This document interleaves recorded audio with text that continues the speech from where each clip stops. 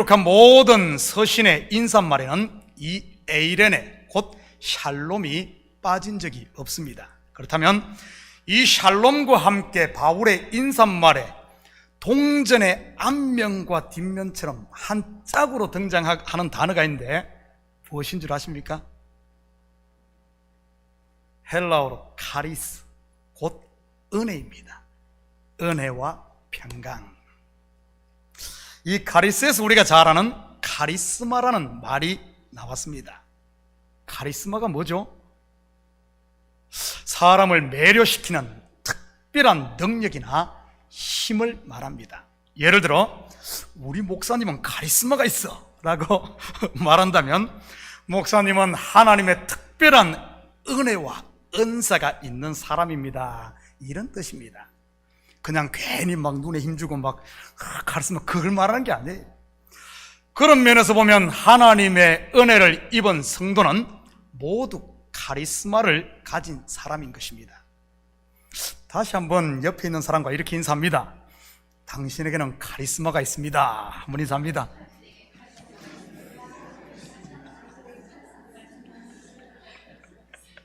여러분 모두에게 은혜와 평강, 카리스와 샬롬이 넘치기를 축복합니다.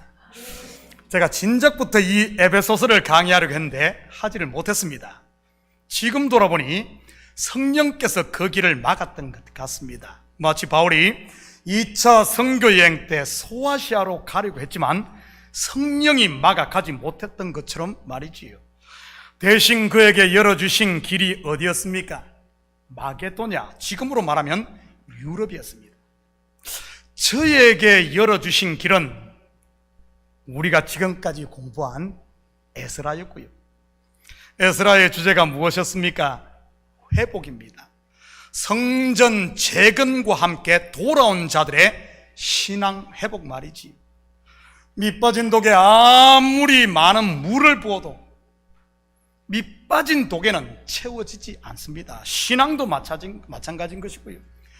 회개하지 않는 마음, 근본이 꼬인 심령에는 아무리 좋은 양식을 줘도, 축복을 아무리 빈다 할지라도 소귀의 경읽기에 불과한 것이지요. 그런데 에스라를 마치고 지난주간 새벽 예배를 쉬면서 에베소서를 또 읽고 또 읽었습니다. 노예 목회자 가족 수련회 기간에도, 그리고 목요일과 금요일에도 말이죠. 그러자 이번에는 하나님께서 에베소서의 이 길을 열어주심을 깨달았습니다. 무슨 의미겠습니까? 이제는 성도들을 마음껏 축복하고 더 깊은 영적인 세계로 이끌라는 그런 뜻이 아니겠습니까? 왜냐하면 바울이 본 서신을 통해 에베소 성도들을 그렇게 축복하고 있으니까요. 한번 볼까요? 에베소서 1장 17절에서 19절입니다. 우리 주 예수 그리스도의 하나님 영광의 아버지께서 지혜와 계시의 영을 너희에게 주사 하나님을 알게 하시고 너희 마음의 눈을 밝히사 그의 부르심의 소망이 무엇이며 성도 안에서 그 기업의 영광의 풍성함이 무엇이며 그의 힘의 위력으로 역사하심을 따라 믿는 우리에게 베푸신 능력의 지극히 크심이 어떠한 것을 너희로 알게 하시기를 구하노라. 앞으로 이 에베소서를 공부하면서 영의 눈들이 활짝 열려 나를 향한 하나님의 사랑의 깊이와 넓이와 높이를 알아가시기를 축복합니다.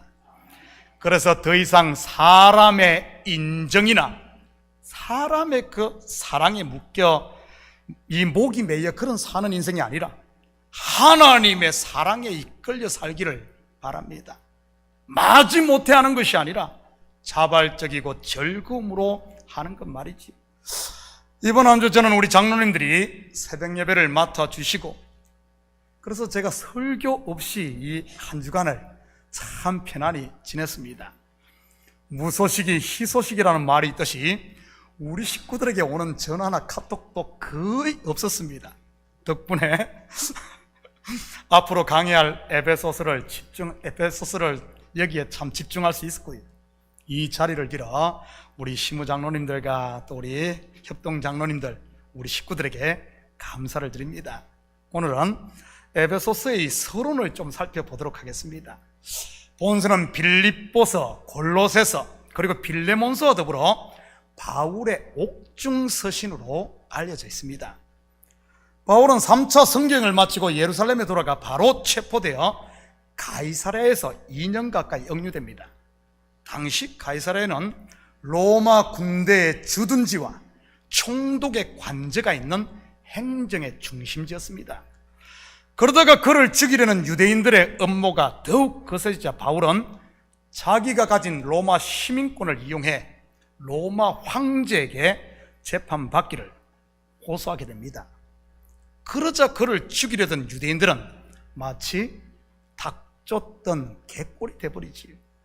심지어 그들 중에는 바울을 죽이기 전까지는 먹지도 마시지도 말자고 결의까지 한 무리들도 있었습니다. 이 유대인들이 누구입니까?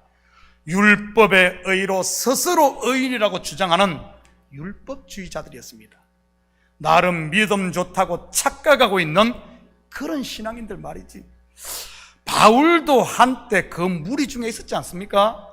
그의 잘못된 열심이 서대반을 돌로 쳐 죽이는데 앞장을 섰던 것이고요.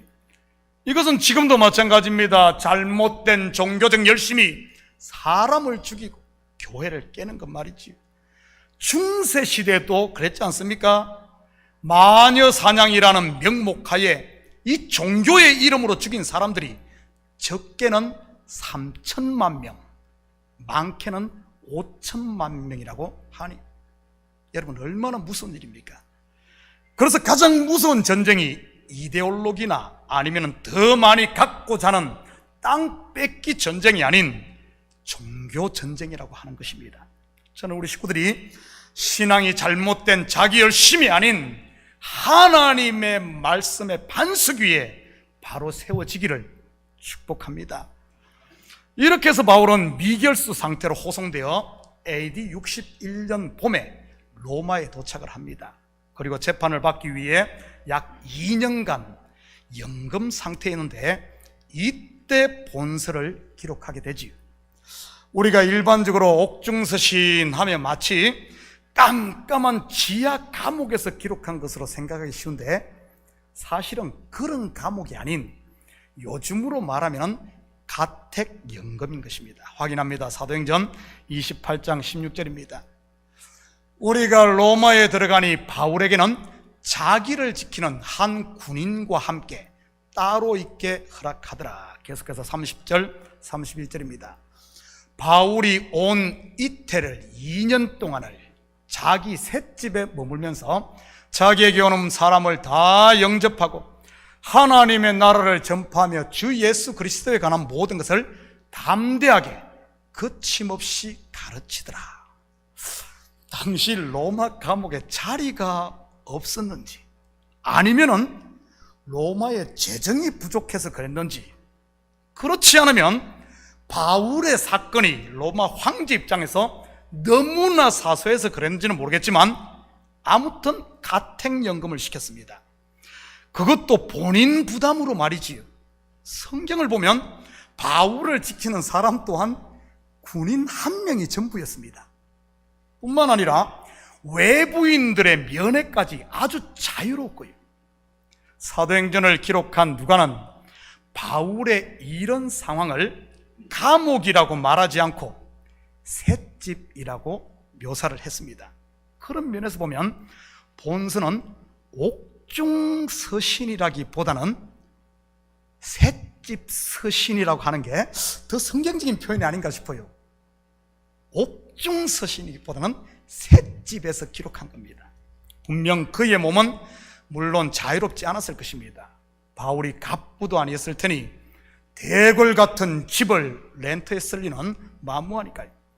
요즘으로 말하면 스튜디오나 원베드룸 아니었겠습니까? 거기다 군인 한 명이 항상 지키니 얼마나 불편하고 부자연스럽겠습니까?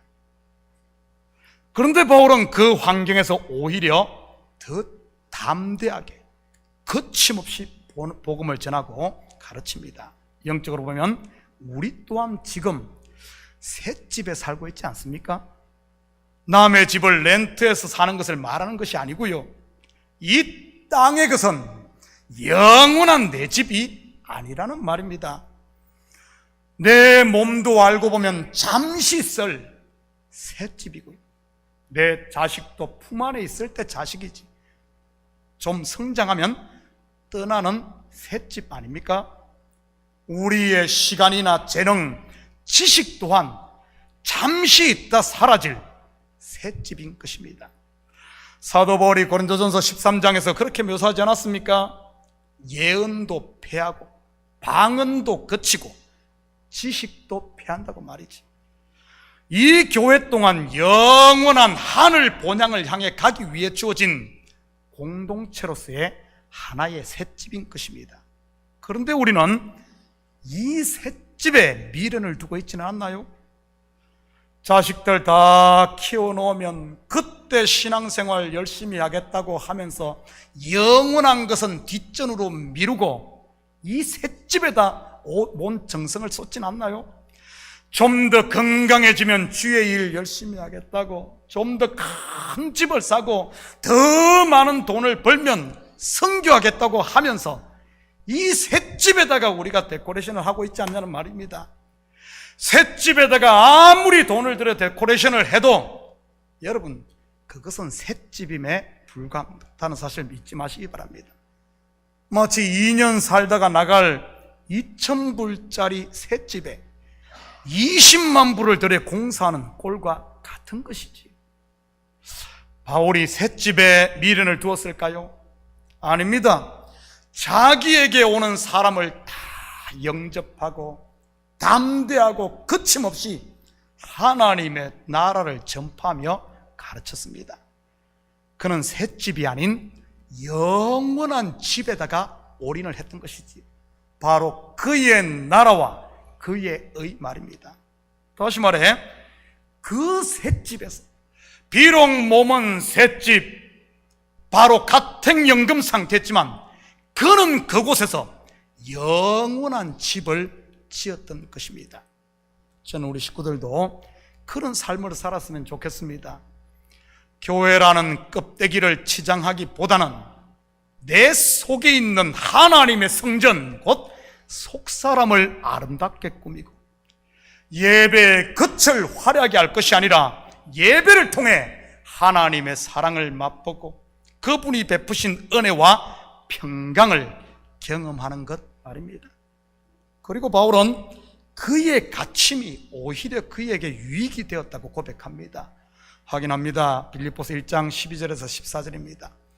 형제들아, 내가 당한 일이 도리어 복음 전파의 진전이 된 줄을 너희가 알기를 원하노라. 이러므로 나의 매임이 그리스도 안에서 모든 시위대 안과 그 밖에 모든 사람에게 나타났으니 형제 중 다수가 나의 매임으로 말미암아 주 안에서 신뢰함으로 겁없이 하나님의 말씀을 더욱 담대하게 전하게 되었느니라. 무슨 말입니까? 바울이 자유의 몸으로 있을 때 1차, 2차, 3차에 걸쳐 이방의 복음을 전할 때는 다들 그런갑다 이렇게 했다는 말입니다. 그런데 지금 가택연금 상태에 있음에도 두려워하지 않고 담대하게 말씀을 가르치자 형제들이 바울의 그 모습을 보고 담력을 얻었다는 말입니다. 저런 상황에서도 바울은 복음을 전하는데 우리는 뭐지? 이랬다는 말이지. 저도 비슷한 경험이 있습니다. 예전에 한번 간증을 했던 것 같은데, 제가 대학을 졸업하고 직장 생활을 3년 하다가 신학을 하게 되었습니다. 그때 신학을 시작할 때 제 마음을 아주 강하게 사로잡는 말씀이 있었습니다. 한번 볼까요? 누가복음 9장 3절 4절입니다. 이르시되 여행을 위하여 아무것도 가지지 말라. 지팡이나 배낭이나 양식이나 돈이나 두 벌 옷을 가지지 말며 어느 집에 들어가든지 거기서 머물다가 거기서 떠나라. 마태복음에는 똑같은 말씀인데 이는 일꾼이 자기의 먹을 것을 받는 것이 마땅하다는 말씀까지 있습니다. 신학을 하려고 하는데 왜 이 말씀이 사로잡는지 모르겠어요. 그런데 하필 이 말씀이 제가 직장 생활을 3년 동안 하면서 그래도 돈 관리를 잘했던 것 같아요. 제가 붓고 있던 적금이 있었습니다. 1,000만 원짜리인데 3년 정도 부었지만 한 300만 원 정도 쌓인 적금이 있었어요. 그런데 직장을 그만두고 신학을 하게 되니 더 이상 적금을 부을 수 없는 그런 상태였습니다. 그런데 하필이면 이 말씀이 거기 남아있는 저의 전 재산 그 300만 원과 왜 자꾸 연결이 되는지 모르겠어요. 참 1,000만 원짜리 적금이었던 것 같은데 그 300만 원, 참 집 떠나 자취생활을 하던 저에게는 그게 제 전 재산이었습니다. 기도하려고 눈을 감으면 이 말씀이 자꾸 마음을 흔들어 놓는 거예요. 그것 바쳐라, 그것 바쳐라, 이러면서 말입니다. 마침 그때 제가 섬기던 교회가 건축 중이었는데 경제적 어려움에 직면해 있었습니다. 결국 한 달을 제가 고민하다가 그 적금을 깨고, 어차피 못 부을 돈 적금을 깨고 그 전부를 건축원금으로 바쳤습니다. 속이 쓰렸을까요? 안 쓰렸을까요? 여러분, 전 재산 바쳤다 생각해봐요. 속이 쓰려 죽는 줄 알았습니다. 그런데 남의 속도 모르고 다음 주일 낮예배 설교 시간에 담임 목사님께서 이 일을 성도들 앞에서 또 언급을 했어요. 그때 제가 교육 전도사였는데 문 전도사가 전재산 300만 원 건축 헌금했다고 말이지. 그러자 속쓰림이 문제가 아니라 낯이 뜨거워서 부끄러워 죽는 줄 알았습니다. 쥐구멍이라도 있었으면 들어가고 싶었지. 우리 교회도 좀 쥐구멍 하나 만들어놨으면 좋겠어요. 설교 듣다가 낯 뜨거우면 쏙 이렇게 들어가게 말이지. 당시 제가 입고 다니는 옷이 무엇인 줄 아십니까? 제가 3년 동안 일했던 곳이 책 도매점이었는데 한국에서 발행되는 잡지의 90% 이상을 취급했던 곳입니다. 여러분에게도 아마 익숙한 주부생활 알죠? 레이디 경향, 우리 젊은 여자분이 좋아하는 엘러, 필, 남자분들이 좋아하는 시사저널, 음악 하시는 분들이 좋아하는 객석, 어린이들이 좋아하는 보물섬, 여자 티네이저들이 좋아하는 나나, 말도 100가지 가까이 되는 잡지를 취급했던 그런 도매점에서 일을 했습니다. 연말이 되면 잡지회사에서 자사를 홍보하기 위해 회사 로고가 크게 찍힌 자켓들이 사은품으로 내려옵니다. 등에 분홍색 큰 글씨로 레이디 경향, 주부생활 뭐 이런 것이 찍힌 건 말이지요. 그때 제가 그런 옷을 입고 다녔습니다. 못 살 돈이 없었어 말이지. 심지어 회사를 그만두고 신학교를 다니면서도 그런 옷을 입고 다녔어요. 그리고 지금에야 머리에 젤이라도 좀 바르고 좀 멋은 내지만 그때는 그럴 줄도 모르고 완전 터벅머리에 말 그대로 거지보다 조금 나은 그런 상태였습니다. 한마디로 교회에서 가장 없어 보이는 초라한 산골 청년이었지.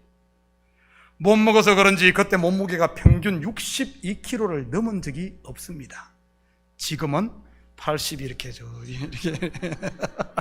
그러니 여기서 20kg를 빼낸다 생각해 보십시오. 그런 청년이 300만 원을 헌금했다고 하니 어떤 일이 일어났겠습니까? 제가 낯뜨거웠던 것이 아니라 그래도 나름대로 산다고 하는 장로님들, 권사님들이 얼마나 낯이 뜨거웠겠습니까? 다음 주부터 헌금 바구니에 물질의 생수가 터진 줄 믿으시기 바랍니다. 아멘 안 하시네. 그래서 중단되었던 건축이 완성되었어요.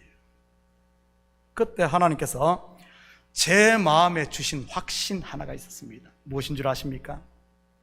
앞으로 제 인생 가운데 굶어 죽지는 않겠구나. 물론 지금도 그 확신이 저에게 있습니다. 그래서 저는 하루 세끼 꼬박꼬박 챙겨 먹는데도 굶지 않습니다. 바울의 매임이 다른 형제들에게 담대함을 주고, 한때 저의 결단이 제 결단이겠습니까? 성령께서 떠밀 때 떠밀린 것이 다른 성도들에게 자극을 주었던 것이지. 하나님의 역사는 모든 것 갖추어지고 완벽한 데 일어나는 것이 아닙니다.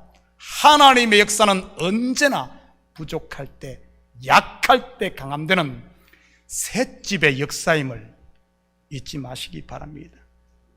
여러분이 지금 사는 곳이 셋집입니까? 성령의 감동이 있을 때마다 담대하고 거침없이 주의 일을 감당할 수 있기를 축복합니다. 머뭇하며 자기 속에 갇히지 마시고요. 본문 1절 2절입니다. 하나님의 뜻으로 말미암아 그리스도 예수의 사도된 바울은 에베소에 있는 성도들과 그리스도 예수 안에 있는 신실한 자들에게 편지하노니 하나님 우리 아버지와 주 예수 그리스도로부터 은혜와 평강이 너희에게 있을지어다. 우리는 바울의 간단한 문안 인사를 통해서도 복음의 핵심 원리를 찾아볼 수 있습니다. 물론 이것은 기독교 신앙의 뼈대요, 구원론의 기본 틀이기도 하고요. 먼저 바울은 본서의 저자인 자신을 이렇게 소개하고 있습니다. 하나님의 뜻으로 말미암아 그리스도 예수의 사도된 바울로 말이지. 물론 다른 서신에서는 그리스도 예수의 종으로 소개하기도 하고요. 그런데 핵심이 무엇입니까? 하나님의 뜻으로 말미암아입니다. 다시 말해, 나의 나된 것은 내가 원한 것이 아니라 나의 열심이나 노력이 아닌 하나님의 은혜, 곧 카리스라는 사실입니다. 그리고 이 은혜가 우리에게도 있기를 기원한다고 하고 있는데, 이 말은 우리의 눈이 열려 그 은혜를 알기를 원한다, 이런 의미입니다. 그 은혜를 알 때 성도는 카리스마 있는 삶을 살게 되는 것이고요. 물론 그 은혜를 모르는 사람은 여전히 1만 달란트 탕감받았지만 그것을 모르고 100데나리온의 목숨 걸고 사는 종처럼 사는 것이고요. 100데나리온 갚지 못했다고 형제를 감옥에 집어넣고 말이지, 도토리 기저귀 하듯이 아웅다웅 바둥바둥 그러고 사는 것 말입니다. 공자의 말을 좀 빌리자면 이렇게 사는 삶, 은혜를 알지 못하고 사는 삶, 바로 이런 삶을 소인배로 산다 말하는 겁니다. 그렇지만 이 하나님이 베푸신 이 은혜를 아는 사람은요, 비록 내 환경은 새방에 살지만 거침없이 담대하게 우리에게 주어진 복을 누리며 풀 라이프를 사는 것입니다. 바로 거룩한 성도로 말이지. 그 은혜를 마음껏 누리고 나누며 말입니다. 바로 대인, 곧 군자로 말이지. 저는 우리 성도들이 에베소서를 통해 지혜와 계시의 영을 통해 이 은혜의 눈이 열려 소인배가 아닌 군자, 곧 성도로 살 수 있기를 축복합니다. 두 번째로 바울은 본서의 1차 수신자인 이 에베소 성도를 신실한 자라고 부르고 있어요. 신실한 자. 여기서 신실한이라고 이 번역된 이 헬라어는 피스토스입니다. 그렇다면 왜 바울은 이들을 신실한 자라고 부르는 것일까요? 무슨 근거로 말입니까? 여러분에게 제가 질문 하나 하겠습니다. 한번 대답해 보시기 바랍니다. 여러분 신실한 자입니까? 여러분은 신실한 자입니까? 한국 사람 3번 해야 돼. 여러분 신실한 자입니까? 아마 여러분 가운데 교회를 들쑥날쑥 하시는 분들이나 교회 일 좀 하자고 하면 이리 뺀질 저리 뺀질 하시는 분들은 마음이 좀 찔릴 겁니다. 신실한 자입니까? 대답하자니 양심이 탁 걸어막지. 대답이 선뜻 나오지 못하는 겁니다. 왜 그런 줄 알아요? 왜 그런 줄 압니까? 여기 있는 문 목사가 잘못 가르쳐서 그래요. 정말입니다. 여러분, 성경을 바로 알지 못하기 때문에 대답이 안 나오는 거예요. 성경을 바로 알지 못했어요. 성경에서 누가 신실한 자입니까? 누가 신실한 자예요? 예배 안 빠지고 착실한 사람이 신실한 자입니까? 천만에요. 성경에서 신실한 자는 하나님으로부터 믿음을 선물로 받은 성도가 신실한 자입니다. 다시 묻겠습니다. 여러분은 하나님으로부터 믿음을 선물로 받은 성도입니까? 아멘 하시죠? 그렇다면 여러분은 신실한 자입니다. 비록 여러분이 들쑥날쑥 뺀질뺀질 업앤다운 이리 갔다 저리 갔다 한다 할지라도 말이지, 마치 대통령의 친서를 가진 사람이, 그 사람이 키가 크지 못하고, 그 사람이 잘생기지 못하고, 그 사람이 학벌이 낮고, 그 사람이 말이 우둔하고, 그 사람이 비록 도덕적으로 깨끗하지 못하다 할지라도 그 사람이 대통령의 친서를 가졌다면 그 친서로 인해 국빈 대우를 받는 겁니다. 그 친서 때문에. 우리가 신실한 자가 된 것은 나의 어떠함이 아닌 전적인 하나님이 우리에게 주신 그분의 믿음 때문인 것입니다.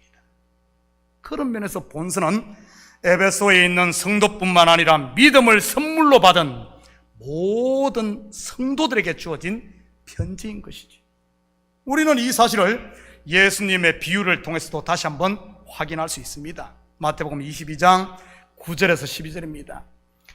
내 거리 길에 가서 사람들을 만나는 대로 혼인잔치에 청하여 오라 한대, 종들이 길에 나가 악한 자나 선한 자나 만나는 대로 모두 데려오니 혼인잔치에 손님들이 가득한지라.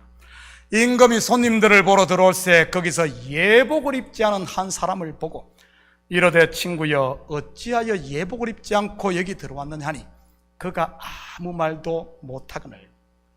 이 비유에서 혼인잔치에 들어와 혼인잔치의 맛을 볼 수 있는 손님의 조건이 무엇입니까? 그가 선한 일을 행한 사람, 그 선 때문입니까? 그가 행한 어떤 그런 겁니까? 아닙니다. 뭐죠? 주인이 보낸 예복을 입었느냐, 그렇지 않느냐입니다. 물론 이 예복은 하나님께서 자기의 아들을 십자가에 못 박음으로 친히 준비한 의의 옷, 그리스도의 옷인 것이고요, 나의 어떠함이 아닌 그분의 어떠함, 나의 믿음이나 신념이나 확신이 아닌 그분의 믿음, 내가 한 맹세나 약속이 아닌 그분의 일방적인 언약 때문에 말이지. 그리스도 안에 있는 여러분은 신실한 자임을 믿으시기 바랍니다. 왜냐하면 여러분이 신실해서가 아니라 여러분에게 믿음을 주신 하나님이 신실하기 때문인 겁니다. 마지막으로 바울은 문안 인사를 통해 그들에게 은혜와 평강을 기원합니다. 은혜와 평강은 단순한 문안 인사를 넘어 하나님 나라가 내 속에 있음에 대한 하나의 표, 즉 오트인 것입니다. 왜냐하면 하나님 나라의 가장 큰 특징이 바로 평강이니까요. 로마서 14장 17절입니다. 하나님의 나라는 먹는 것과 마시는 것이 아니요 오직 성령 안에 있는 의와 평강과 희락이라.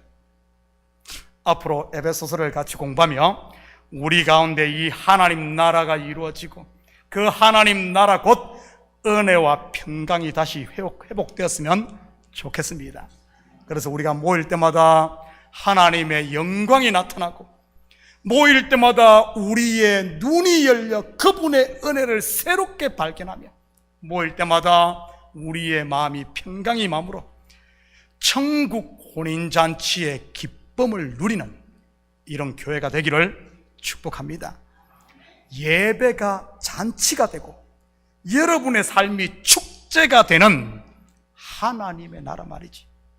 사랑하는 성도 여러분, 이 한 주도 여러분의 삶의 현장 가운데 은혜와 평강이 왕노릇하는 하나님 나라를 마음껏 누리시고, 또한 거침없이 담대하게 여러분 환경을 넘어 비록 셋집에 있다 할지라도 복음을 전하며 사는 하늘의 집을 짓는 이런 신실한 하나님의 종들로 사시기를 예수님의 이름으로 축복합니다.